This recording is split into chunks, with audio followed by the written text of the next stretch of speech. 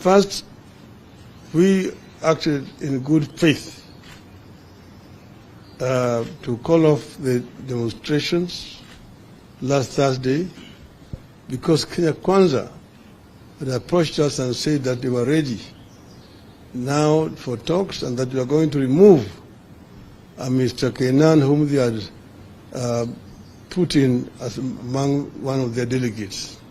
The real reason why they're doing it is because they are expecting the visitors were coming into town, and they did not want demonstrations at that time. But we did act in good faith ourselves because they said they were serious.